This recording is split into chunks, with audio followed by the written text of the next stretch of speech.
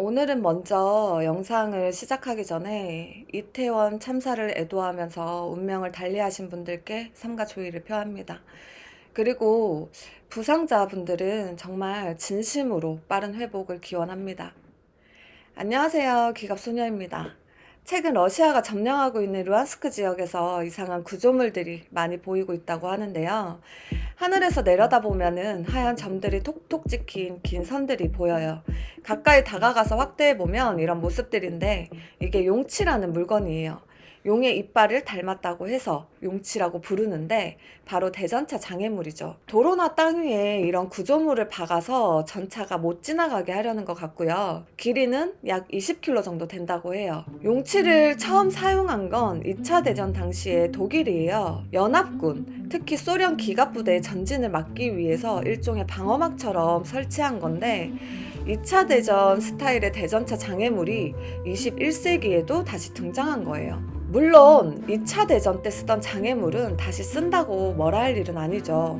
효과만 있다면 2차 대전이 아니라 1차 대전 때 쓰던 것도 다시 꺼내와야죠. 그런데 이 전쟁에서 러시아는 방어군이 아니라 침공군이잖아요. 침공군이 20km나 되는 대전차 방어선을 만들었다는 것 자체가 지금 우크라이나 전쟁이 어떻게 돌아가는지를 보여주는 하나의 상징이라고 말할 수 있겠죠. 러시아는 이제 더 이상 침공군이 아니라 우크라이나 공세에 밀리는 방어군의 입장이 됐다는 거예요. 루안스크뿐만이 아니라 러시아, 우크라이나 접경 지역의 자국의 영토 내에도 용치 방어선을 설치한다는 걸 보면은 러시아는 이제 우크라이나 자국 침공까지 걱정해야 하는 상황에 놓였다고 볼 수 있습니다.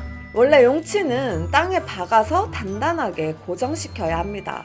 그래야지 전차의 전진을 방해하는 효과를 볼 수가 있어요. 하지만 러시아의 용치는 콘크리트 구조물을 그냥 트럭에서 내려놓고 있어요. 이걸 땅에 박을 시간적 여유도 없어서일 수도 있고 어차피 엔진 출력이 센 현대 전차 앞에선 용치가 별다른 힘을 못 쓸 테니까 굳이 힘들게 박지 말고 단 몇 분이라도 전진을 방해하는 용도로 쓰자고 생각했을 수도 있겠죠. 용치는 우리나라에서도 많이 볼 수 있는데요.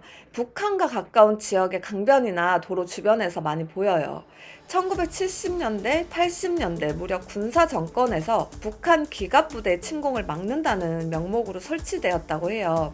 파주나 연천, 철원 쪽으로 가면 도로에 이렇게 생긴 구조물이 눈에 띄는데요.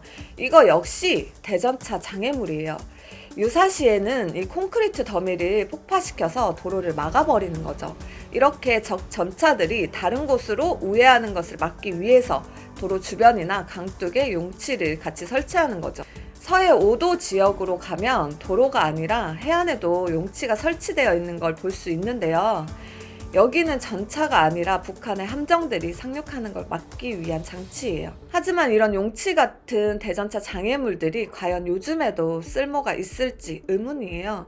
최근에 전차들은 웬만한 장애물들은 우습게 돌파할 정도로 성능이 좋잖아요. 길이 많지 않던 과거의 도로를 대전차 방호벽이 차단하면 전차가 강둑을 타고 침투할 우려가 있어서 용치를 설치했지만 지금은 사방으로 굳이 하천을 막을 의미가 있을까 싶은 거죠. 그래서 최근에는 용치 같은 장애물을 더 이상 안 만드는 것으로 알고 있어요.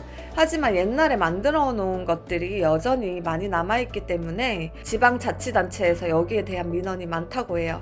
파주시는 여름에 비가 많이 내리면 강변에 있는 용치에 떠내려온 나무가 걸려서 강에 범람하고 홍수 피해를 입었다고 낡은 용치들을 철거해달라고 군에 공문을 보냈다고 하고요. 연천군도 하천 근처에 용치가 1200개나 있어서 수해의 원인이 된다고 철거를 호소하고 있는 중입니다. 하지만 군부대 측도 이런 민원을 덥석 들어주기는 쉽지 않죠. 일단 정말로 용치 때문에 수해가 일어나고 있는 건지 인과관계도 불분명하고 아무리 작더라도 적의 침투 가능성은 막아야 하잖아요. 근데 또 최근 도로에 설치되어 있는 대전차 방호벽도 철거되고 있는 마당에 용치만 남겨두는 게 무슨 의미가 있나 싶기도 합니다. 시민들의 불편을 최소화하면서 안보도 지킬 수 있는 방법을 찾는 건 언제나 좀 어려운 일인 것 같아요. 오늘 좀 무거운 마음으로 사실 영상을 촬영했는데요. 제발 부상 입으신 분들은 정말 빠른 쾌차 꼭 기원합니다. 오늘도 여기까지 잘 보셨다면 구독이, 좋아요, 알림이 잊지 마시고요. 오늘도 좋은 하루 되세요. 안녕.